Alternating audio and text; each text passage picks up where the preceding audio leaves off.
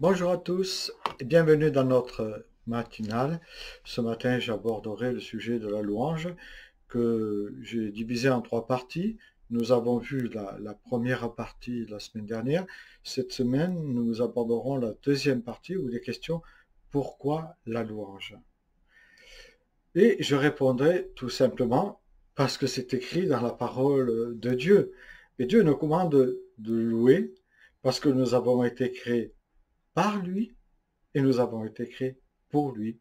L'épître aux Colossiens, chapitre 1er, verset 16, nous le dit.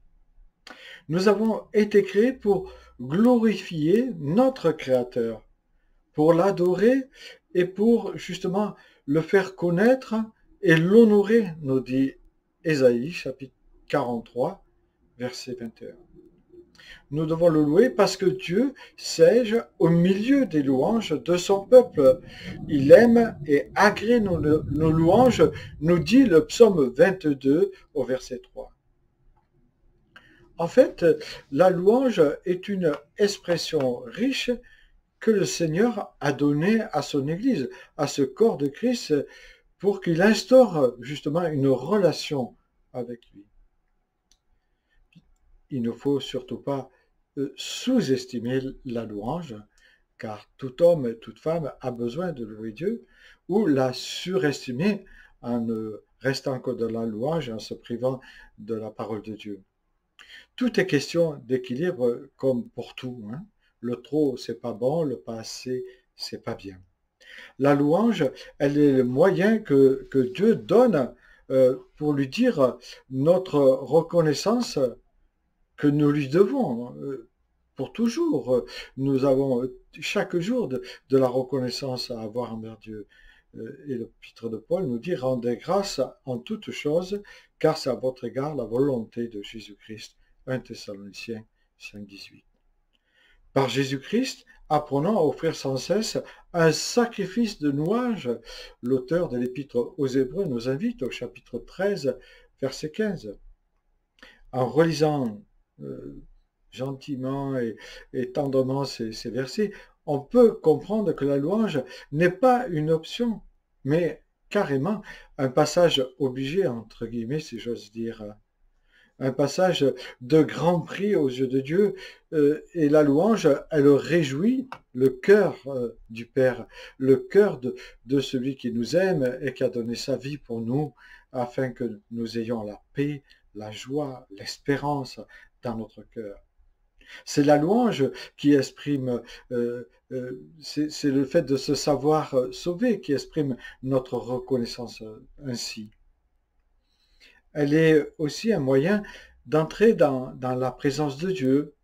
Elle nous permet peut-être d'oublier tout ce qui est souci ou autre chose, mais elle nous permet surtout de proclamer et confesser notre foi à ceux qui sont présents, et je parle des autorités célestes, qu'elles soient celles du Seigneur ou celles de l'adversité. En fait, c'est une déclaration d'amour que nous faisons à notre Dieu. Nous le louons parce qu'il est digne de nos louanges.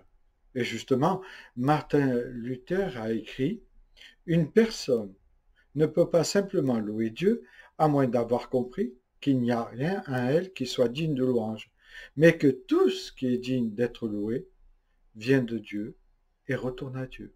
Ainsi comme Dieu est digne de louange éternellement, parce qu'il est le bien infini et que ses bontés ne sont jamais épuisées, ils le loueront à jamais. En fait, la louange, c'est une manière d'accompagner et d'entrer dans la présence de Dieu. Souvent, c'est le Saint-Esprit qui nous pousse à louer le Seigneur pour ce qu'il a fait, pour ce qu'il fera dans nos vies. Ce qui est extraordinaire avec la louange, c'est qu'on peut la vivre partout, 7 jours sur 7.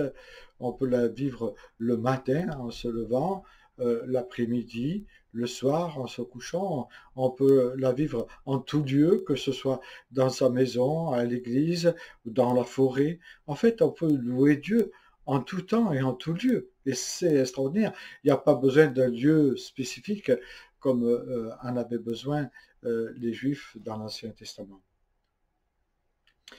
C'est une manière vraiment d'exprimer notre amour à Dieu. Et cet amour, nous devons l'exprimer tous les jours. Nous, il est écrit, il faut que ceux qui l'adorent, justement, l'adorent en esprit et en vérité. Et cela nous, nous certifie qu'il n'y a pas besoin d'un lieu précis. En fait, la louange, c'est l'Esprit de Dieu qui doit la conduire afin de ne pas louer Dieu pour avoir plus ou pour obtenir plus. Ce serait de notre part du pur égoïsme. Non, louer Dieu pour ce qu'il est. Je vous invite à le louer ce matin, de tout votre être.